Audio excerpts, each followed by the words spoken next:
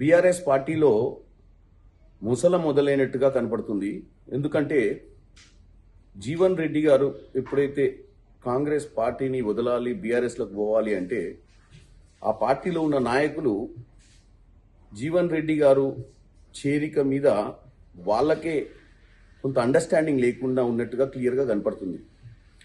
ఎందుకంటే హరీష్ రావు గారు సీనియర్ నాయకుడిగా ప్రాంతంలో ఉండి హరీష్ రావు ఏ రోజు కూడా జీవన్ రెడ్డి గారిని పార్టీలోకి ఆహ్వానించడానికి కానీ ప్రయత్నాలు కానీ చేసినట్టు కనపడలేదు.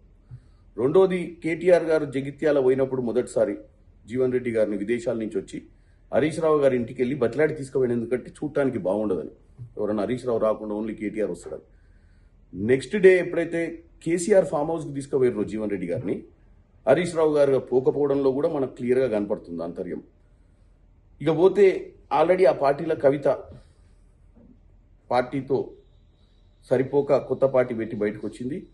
ఇప్పుడు హరీష్ రావు గారు ఈరోజు పొద్దున్నే, ఎందుకంటే కేసీఆర్ గారు సంవత్సరం రోజుల తర్వాత మొట్టమొదటిసారిగా ఒక బహిరంగ సభకు జగిత్యాలకు వచ్చింది కూతురు ఈరోజు. దానికి హరీష్ రావు గారు అటెండ్ కాకుండా ఢిల్లీ ప్రయాణం చేయండి. దీన్ని బట్టి చూస్తే ఏమర్థమవుతుందంటే బీఆర్ఎస్ పార్టీ భవిష్యత్తు అంధకారంలోకి పెట్టేట్టుంది. ఎందుకంటే హరీష్ రావు గారు ఢిల్లీలో ఎవరితోటి మంతనాలు చేయడానికి వెళ్తుండు, ఆయన భవిష్యత్ ప్రణాళికలు ఎలా వేసుకుంటుండు అనేది క్లియర్గా మనకు తెలిసిపోతుంది. ఇంకా 2 రోజులైతే తెలుస్తుంది ఢిల్లీలో ఎవరెవరిని కలిసి వస్తుండ అనేది. కాబట్టి కేసీఆర్ గారు ప్రతి సంవత్సరం ఏదో ఒక టైంలో ఒకరోజు పండగ చేయడానికి బయటకు వచ్చి ఒక చిన్న సభ పెడతాడు. ఈరోజు కూడా అదే విధంగా జీవన్ రెడ్డి గారి సభకు పోతుండు. జీవన్ రెడ్డి అనే వెస్టెడ్ ఫోర్స్, అంటే కాంగ్రెస్ పార్టీలనే రోజు నసుకుతూ కాంగ్రెస్ పార్టీ మీదనే రోజు నాయకత్వానికి ఎగెనిస్ట్గా మాట్లాడిన అతన్ని బీఆర్ఎస్లో జాయిన్ చేసుకుని అక్కడ కార్యకర్తలకు కూడా మింగుడు పడతలేదు. ఎందుకంటే ఆయన వల్ల పెద్ద లాభం వచ్చేది ఏం లేదు, కానీ నష్టం జరుగుద్దేమోనని వాళ్ళు భయపడుతున్నట్టుగా క్లియర్ కనపడుతుంది. కాబట్టి వీళ్ళు ఏంటంటే వీళ్ళు పొద్దున్న లేస్తే ఏదో షో పుట్టప్ చేయాలనుకుంటారు, కానీ వాస్తవంగా వాళ్ళలోనే పలు సమస్యలతో సతమతం అవుతూ మా దగ్గర ఉన్నటువంటి మేము ఎవరినైతే జీవన్ రెడ్డి లాంటి సీనియర్ నాయకులు, ఆయన సీనియర్ నాయకుడే, కానీ ఆయనను ఎన్నోసార్లు ఎన్నో విధాలుగా బతలాడి ఆయనను ఏదో విధంగా ఆయనకు సముచిత స్థానం కల్పించినా ఇక్కడ నచ్చక అక్కడికి పోతుండు. కాబట్టి ఆయనకు అవగాహన లేదు అక్కడ ఏం జరుగుతుందో.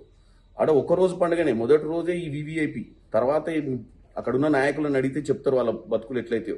మొదటి రోజు నాటుకోడి, తర్వాత అసలు గేట్ కాడికి కూడా రానియరు. కాబట్టి ఈ యొక్క పరిణామాలు అన్నీ చూస్తుంటే ఈ యొక్క బీఆర్ఎస్ పార్టీ భవిష్యత్తు చాలా కష్టకాలంలోనే ఉన్నట్టుంది. ఎందుకంటే కేవలం కాంగ్రెస్ పార్టీని వ్యతిరేకించడానికి ఈరోజు మేము కాళేశ్వరం పోతున్నాం, కాళేశ్వరంలో జరిగిన అవకతవకలు చెప్పే ప్రయత్నం చేస్తున్న సమయంలో ఒక సభ పెట్టి ఏదో పెద్ద నాయకుడిని తీసుకుంటున్నాము, కాంగ్రెస్ పార్టీ నుంచి తీసుకోవడంతో కాంగ్రెస్ పార్టీ వీక్ అవుతుందని చెప్పడానికి ప్రయత్నం చేస్తున్నారు వాళ్ళు.